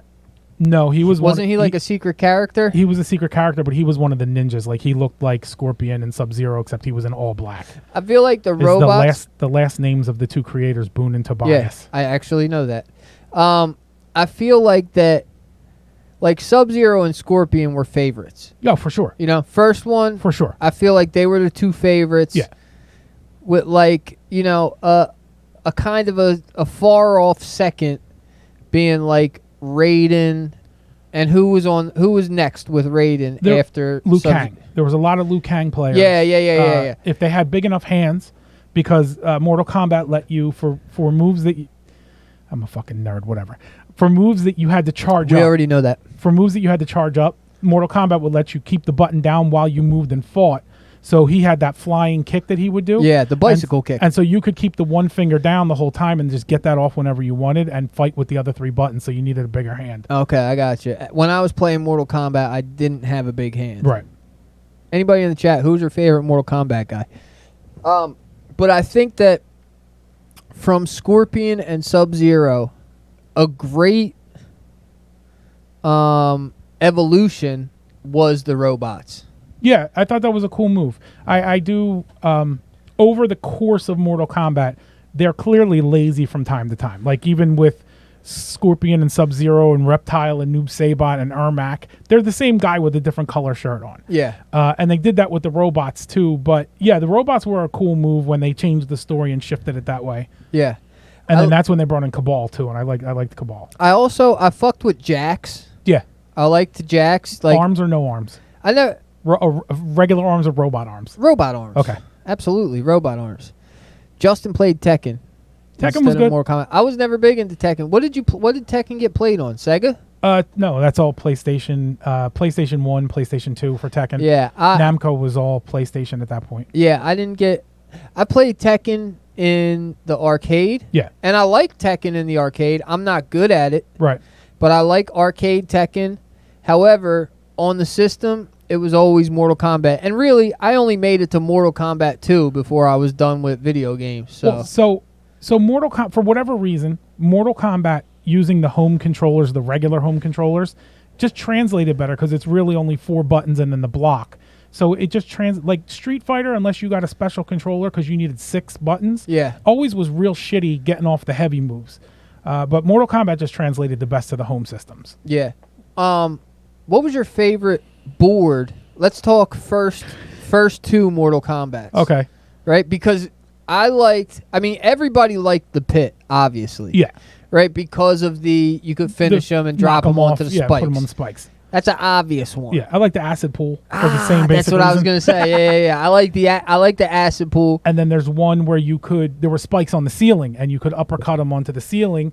And that one was cool because then they would, like, as it was going, they would drip down. It would drip down and then fall off. Yeah. Now, if you had to choose, right, your finish him comes up. Right. You can't use your finish him. Okay. You can't use your beastality. Okay. You can only use your friendship or babyality. Which one do you go with? If I'm playing against another human being, it's the babyality every time. Has to be. If I'm playing against the computer, it's the friendship deal. Friendship. Break it down. Why would you want to be friendship versus the computer? Because I think overall the friendship is the cooler thing to watch. He unfolds with the balloons. He does the thing with his hands. The guy with rainbow. the deep voice. Yeah, the guy with the deep voice. Friendship, and it's cooler. But the baby thing is embarrassing. So that's what you're trying to degrade him. I turned you into a baby, bitch. That's why you saw from the first game to the bitch. second game, Johnny Cage became a lot more popular because he had the nut punch. So you get off the nut punch and you're really insulting the person you're playing against. Yeah. Can we get you know what we need? We need a button on the soundboard that goes finish him. You want some Mortal Kombat sounds? I can do that. That's no problem. When you're with strippers, things happen. And they do. It's not the same. And that's the truth. Yeah. And that is the truth, my friend. I had another Mortal Kombat question in my head. Friendship, babality, board. Oh, okay. Uh-oh. Right? Yeah. Did you, because when the dude popped in, remember the Toasty, yeah. Hold on, let me do it for these guys. Ready? You're going to move the screen and then pop into the corner? Toasty! Right? So when you got one of those, yeah.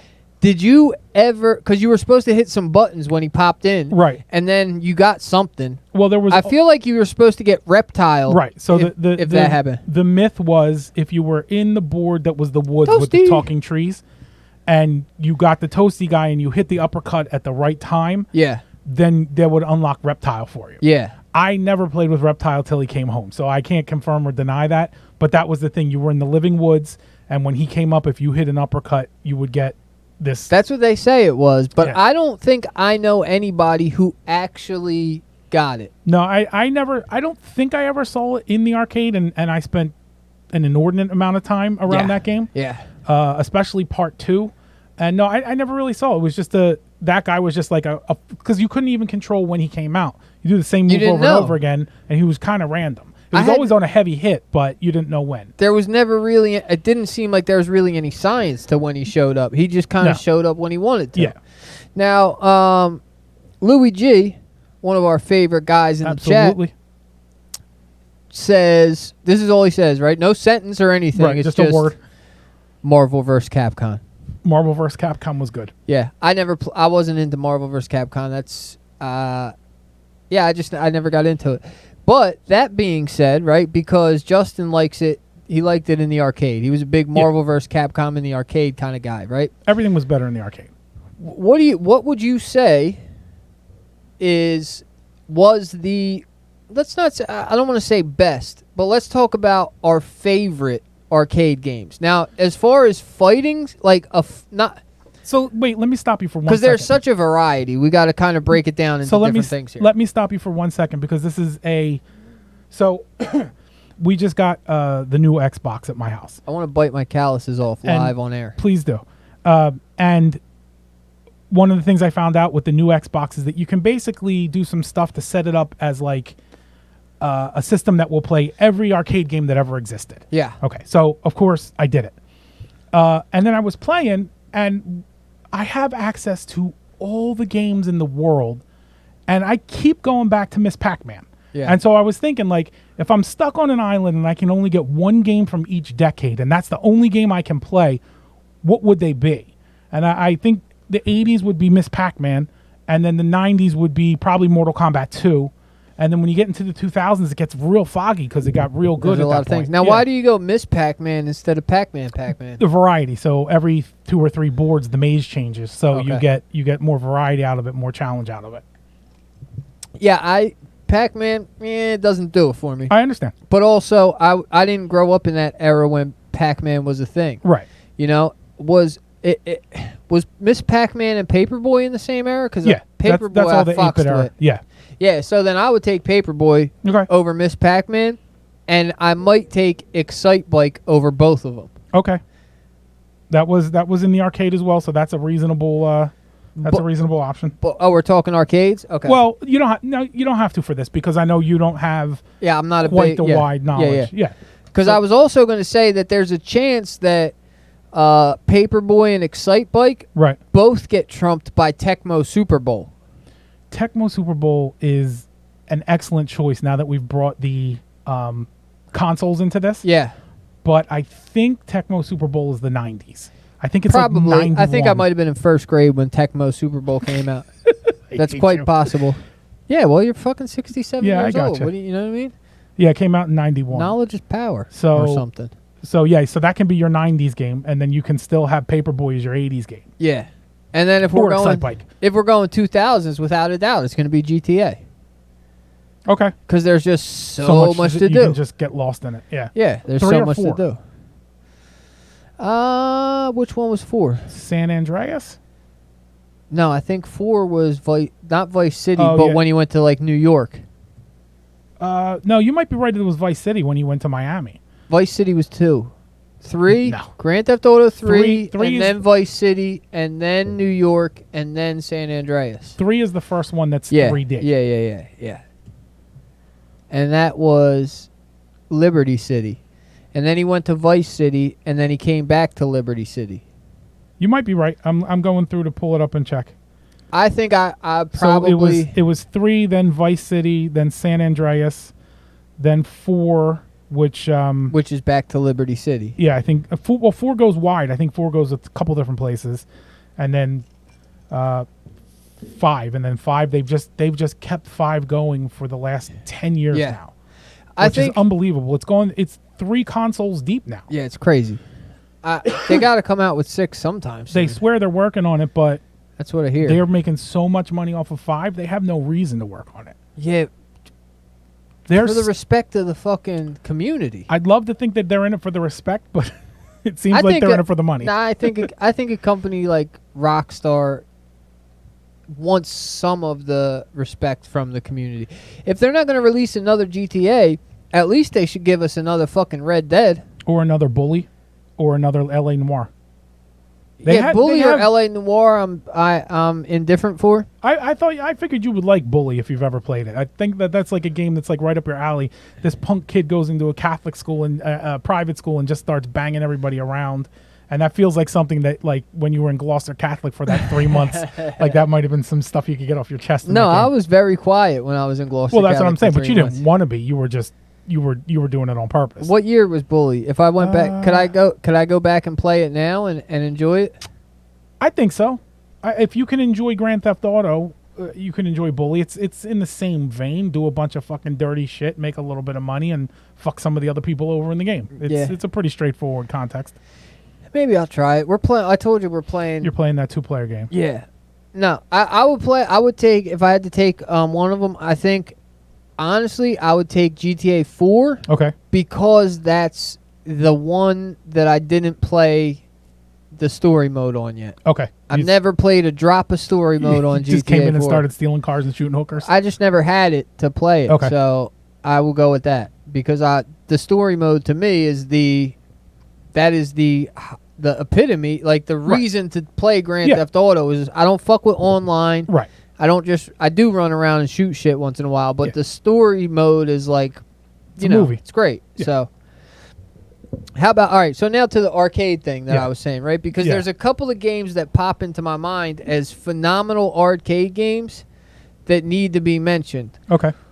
One of those being the Silent Scope series. Silent Scope was great. I loved Silent Scope. Me and the Jedi used to play it so heavy, dude, down the shore. I bought for my Dreamcast. I had I remember they had it for sniper Dreamcast, rifle for it that you would just stand at the other side of the room and play it. Yeah. I love that game and the Virtual Cops as far as those gun games Same kind go. of thing. Yeah. I liked Silent Scope and then Hydro Thunder. Okay, where they're racing the hydrofoils. Speedboats. Yeah. That was a fucking good one. That was one of those midway, like the same as like their Rush series where like you're doing all kinds of crazy stuff. Yeah. That was a good one. So anyway, now I'm at a crossroads. Uh-oh. So we got this thing that I can get into about albums and how they shape phases of your life. Okay. We're an hour and a half in. All right. I don't particularly want to go 2.5 hours. Okay. I'm trying to, like we've been talking about. Yeah. That could go for quite some time. Okay. The albums that shaped life phases, because I got a fucking list of about 15 of them. All right. I'll give you a quick idea. Dipset Volume 5 and Get Rich or Die Trying was when I was in Daytop. Okay. Lloyd Banks' Hunger for More 2 was the last time I was incarcerated in Bo Robinson. All right.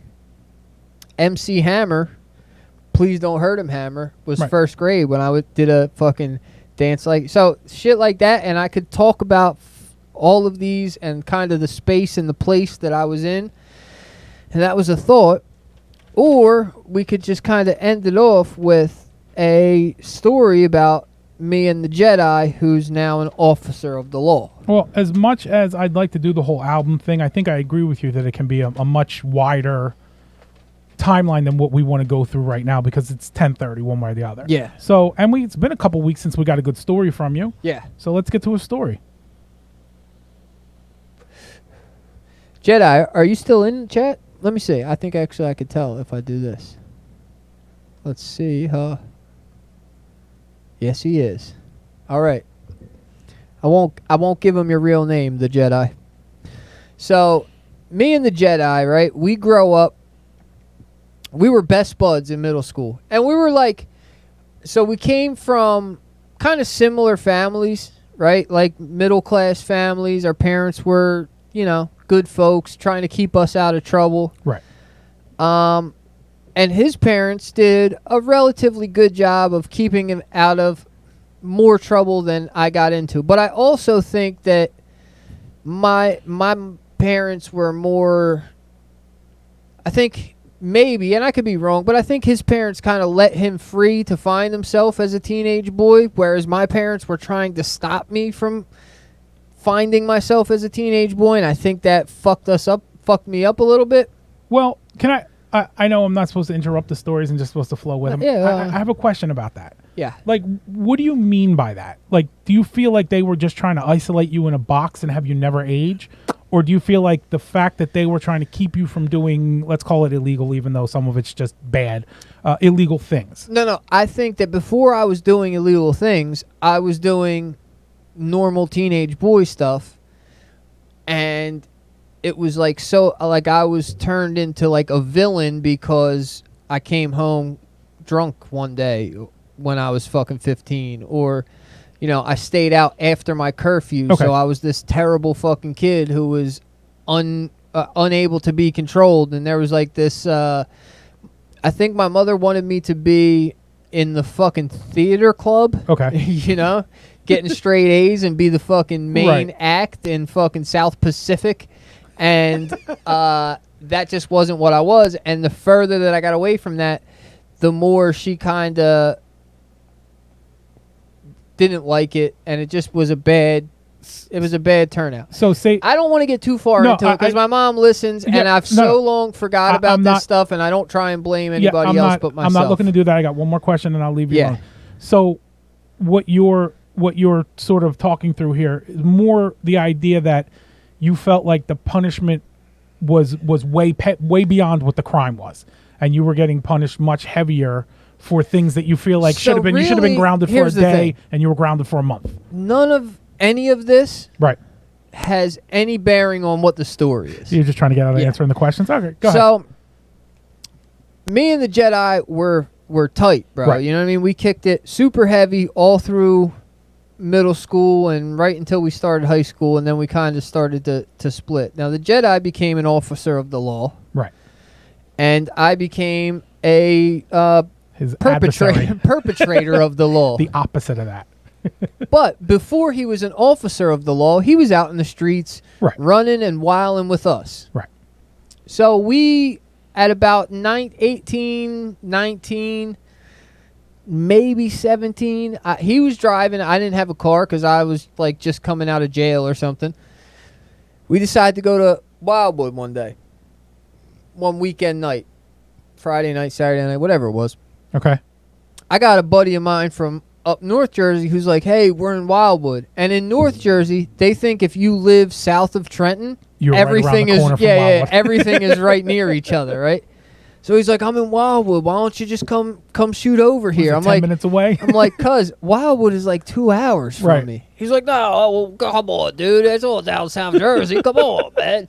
I'm like, let's see what we could do. So me and the Jedi slide down to fucking to Wildwood because our homeboy McLobsterface is staying down there with his grandma for the summer. To get this title because he's sunburned all the time? Yep, Okay. exactly. All right. Now, McLobsterface is as wild as they come. Sure. The wildest of the wild, right? He was one of the best to ever do it. Rest in peace, McLobsterface. R.I.P. You know, he died way too young. He died I don't even know if he turned 21 by the time he died. He was a good man. Listen, I'll tell you what. He was a good man. He's a good man.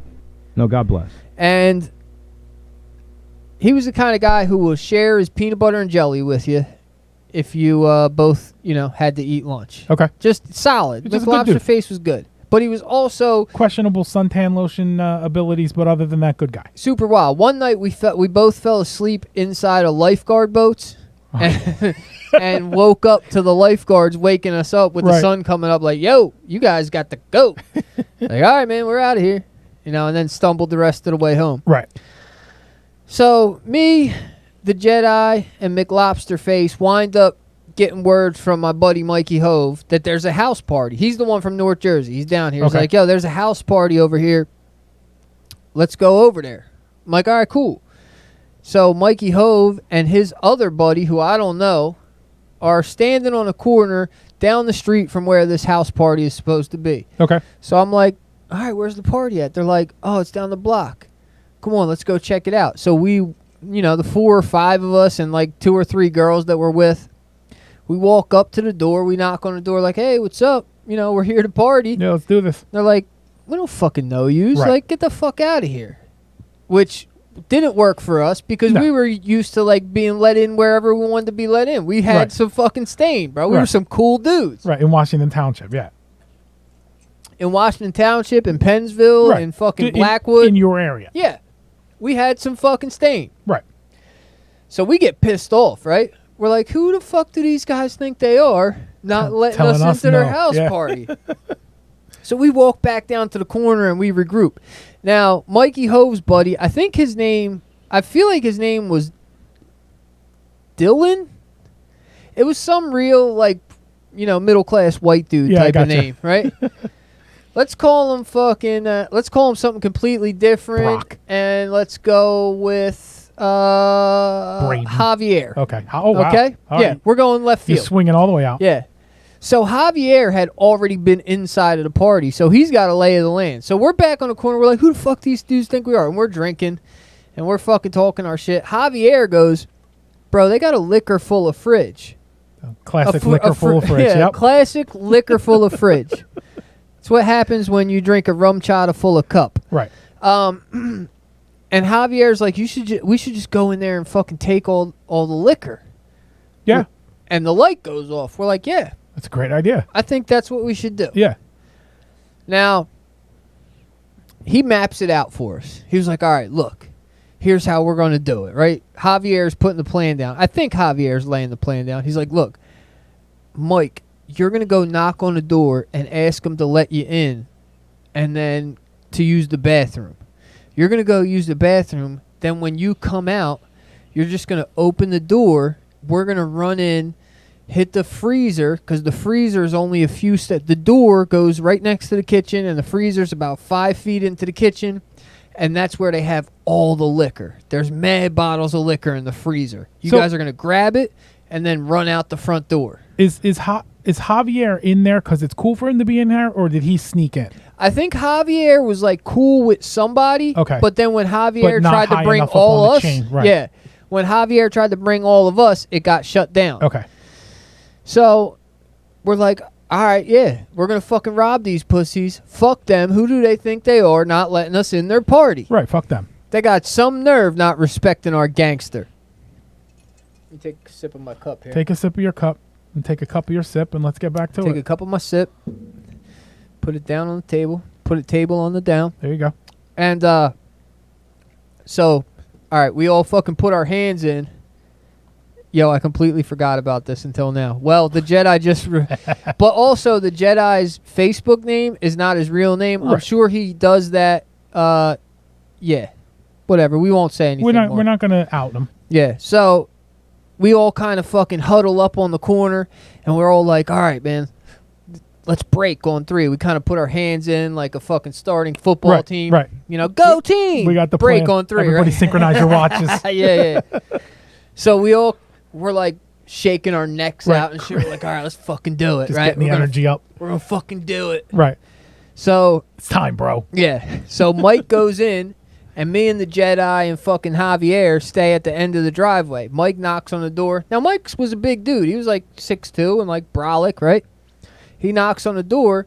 To our surprise, they let him in to go to the bathroom, right? Okay. Like that was the first part of the plan. Like, are they Right. even going to let this Right. guy go in the house? You had to get over that hurdle first. So to our chagrin, Sure. would it be our Chagrin works, yeah. To our chagrin, they let him in to use the bathroom, Okay. right? So we're like, all right, fucking bet. So now we're at the bottom of the driveway, like kind of peeking. I remember there was like a fence there, and we're like kind of peeking around the fence so they don't see that we're like with him as Right. he's knocking on the door. Right. He might have even been with a girl to knock on the door. He goes in, takes a piss, and we're keeping our eye on the door. For when it swings open Yeah. again. And he fucking gets to the door, opens it, and kind of stands in the doorway and like turns sideways, and he's talking to somebody. And we're like, all right, bet. Let's go. Okay. And the Jedi, who later, again, becomes a upstanding citizen who arrests people for doing wrong and breaking laws, Sure. the Jedi takes off from the bottom of the driveway, beeline at the door, right? Oh, okay. I thought you were saying Flying. he panicked. I got yeah, you. No. Okay. He's flying to the door, so I got to keep up with him. So I'm Right. like, all right, boom. So I'm running behind him. Little do I know, Javier bailed on us, right? Javier's not even in the house anymore? Javier goes the other direction. Oh, God. Okay. But I don't know that because now You're focused. plans in motion. Yeah. Only thing I'm thinking of is I hope that this fridge is right inside the door. Right. So Mikey's at the door. The Jedi pushes past him like full speed, hops in, and he looks one way, looks the other way, and right off to the left is the freezer. Okay. So he fucking yanks the freezer open with all of his might, right? Everything goes flying off the door. And it fucking just yanks open and hits there's like a cabinet next to it, and it just fucking cracks into the cabinet, and the handle sticks into the cabinet like full fucking force, right? I'm like, oh shit, but I'm right behind him. He grabs, boom, gets 2 bottles and turns around and takes off to the door, right? I kind of step off to the side, let him speed past me to the door. I grab 2 bottles. Grab your bottles, right. Boof, right? I turn around, and I'm only 4 good strides to the door. If they're full strides, I'm only 4 away from the door. Yep.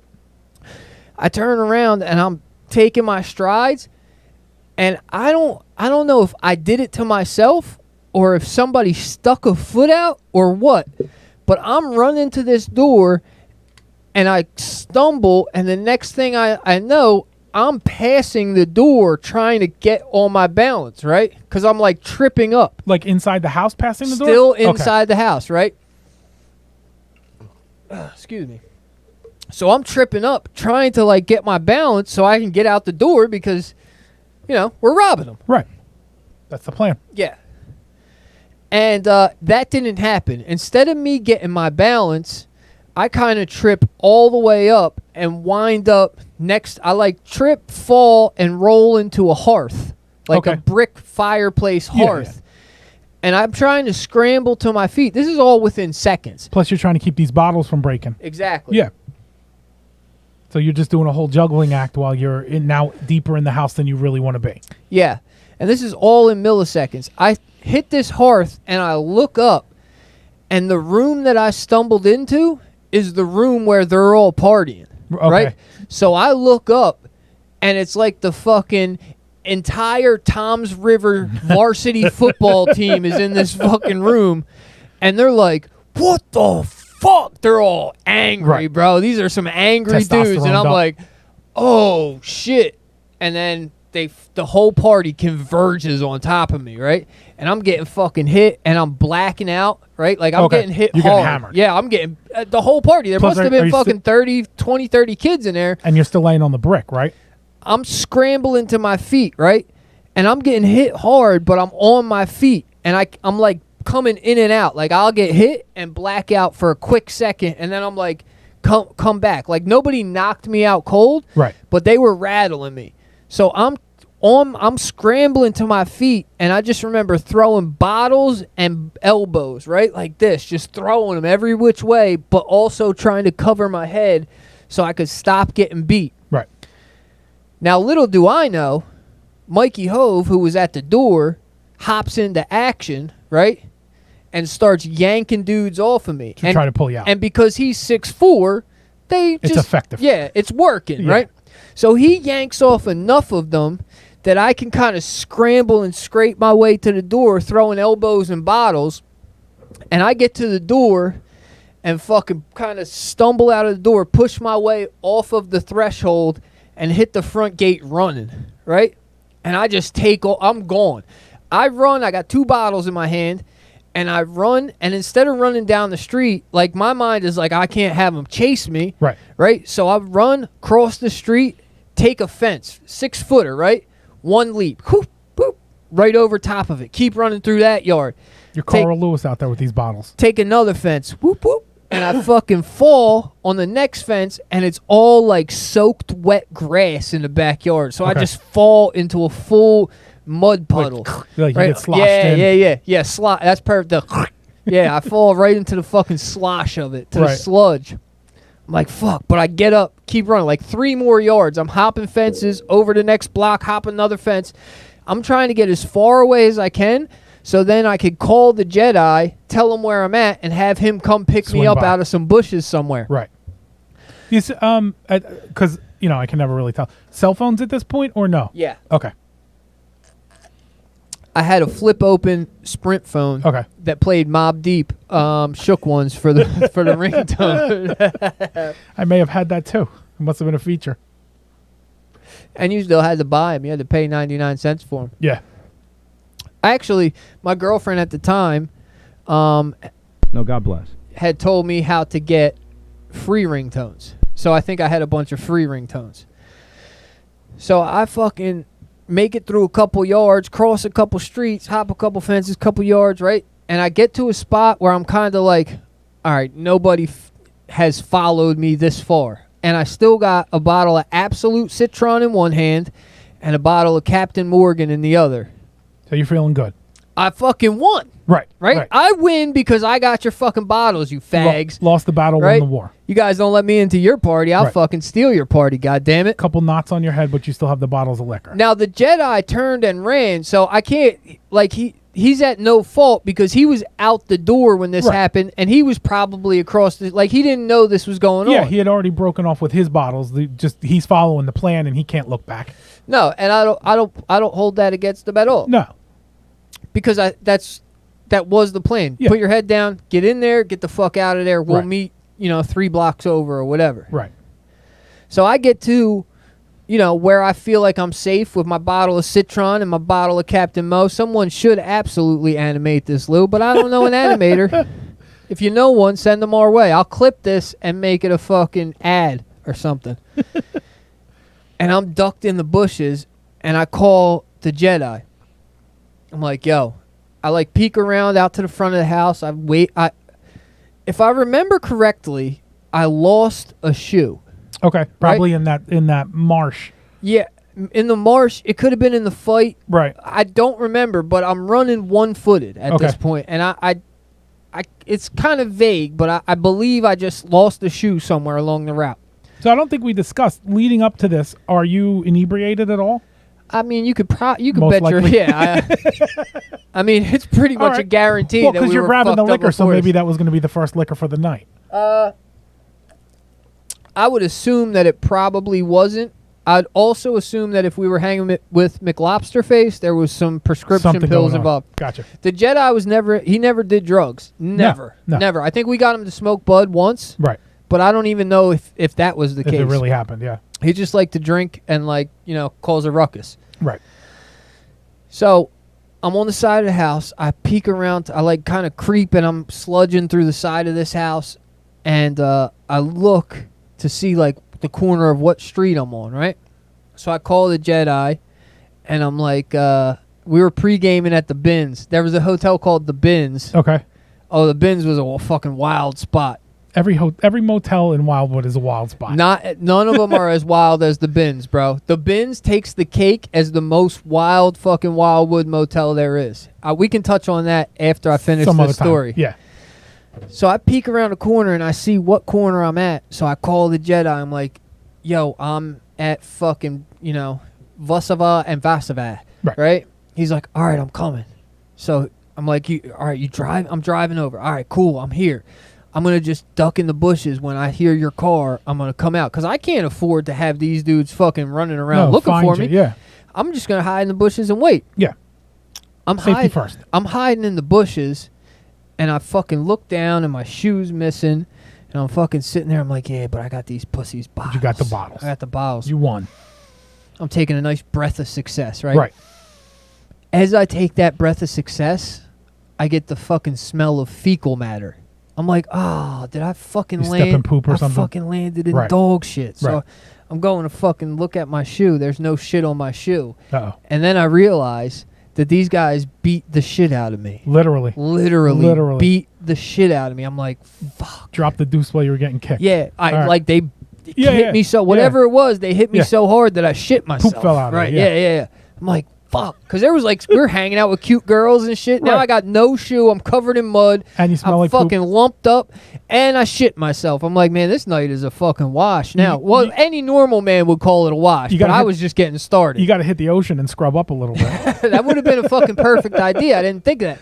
But I figured since I was already missing a shoe, I might as well just take Roll that with it. sock and Yeah. fucking clean myself okay. up. Okay. Yeah. So I get cleaned up, leave a shitty sock in somebody's fucking Wildwood backyard. Sure. And the Jedi pulls up, and I fucking run out there one-footed, with a fucking finally a clean butthole. Right. And hop in the truck in the car with him. I'm like, we fucking got him. We did it. We fucking got these did it, guys. bro. I took a beating and shit myself and fucking lost a $100 sneaker. Right. But we fucking did it. We won. And then the girl, I can remember this too. The girl wasn't giving me no type of airtime before that, right? Right.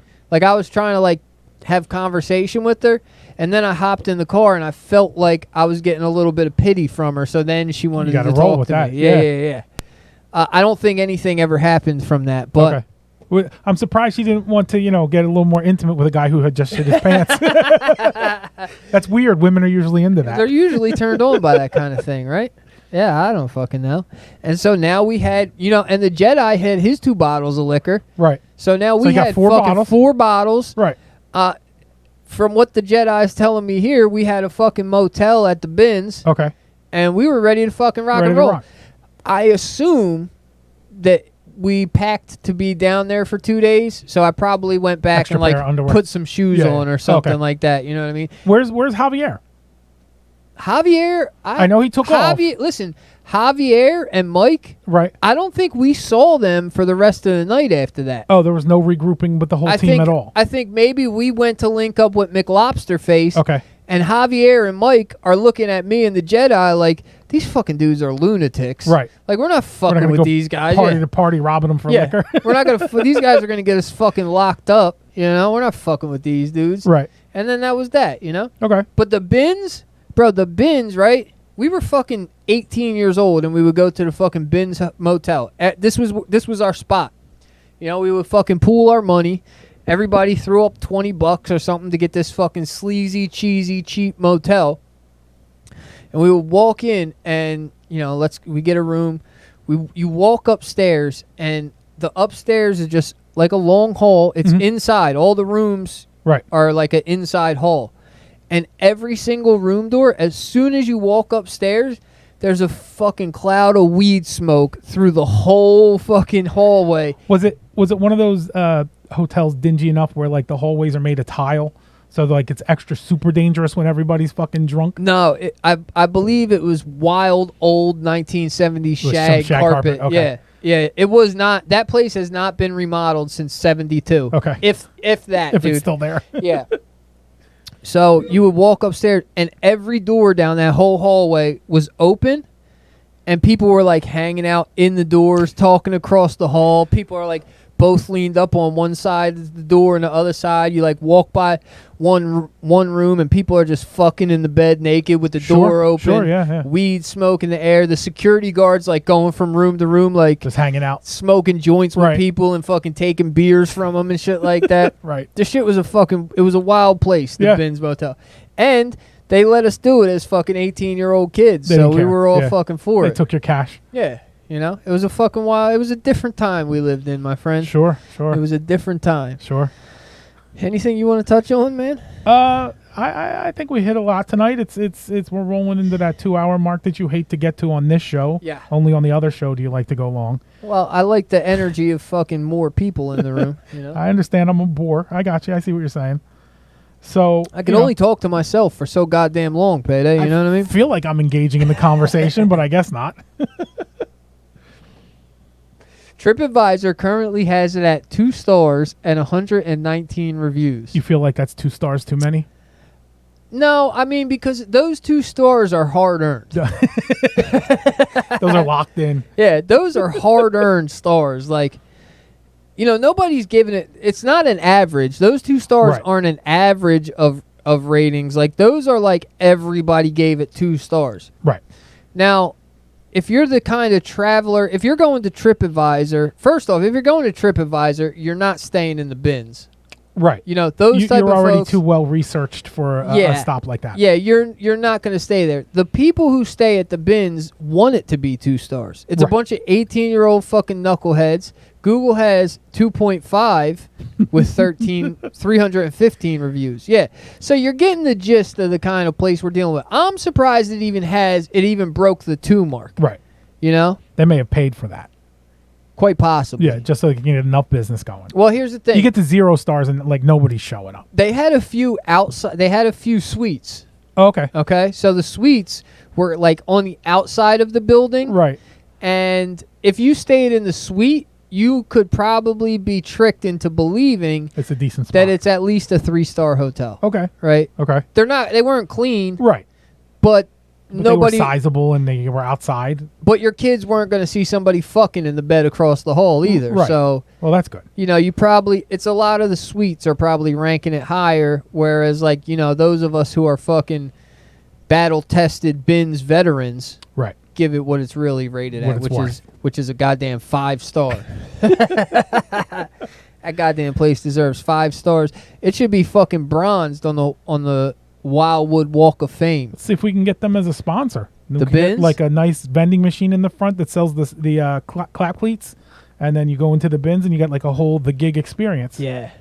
We met some girls down there once. We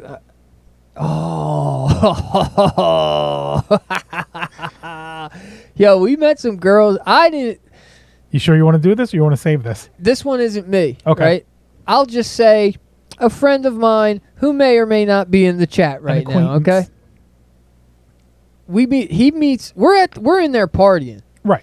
It's like me, No Skills, fucking Friedel Juice, No Skills brothers, Uncle G, who just recently died. Rest in peace to Uncle G. Come on. No, God bless. Yeah. He was a good man. He's a good man, actually. He was a great man. Uncle G was good, right? So Good. we're all hanging out.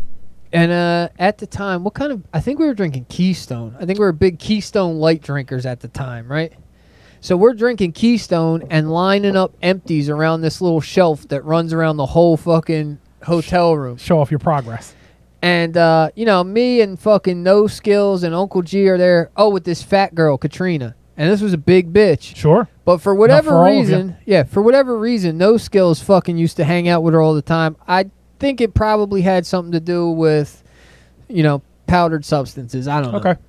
I really have no idea why Right. she was always There's around. no I used to reason for us hate to it. speculate. I used to look at him like, why do you keep bringing this fucking bitch around? She's here, and we can't fuck no, real bitches now because you got this fucking gargoyle over here with us. Sure. So, the Jedi and fucking Friedel Juice are out in the streets doing what you do in Wildwood.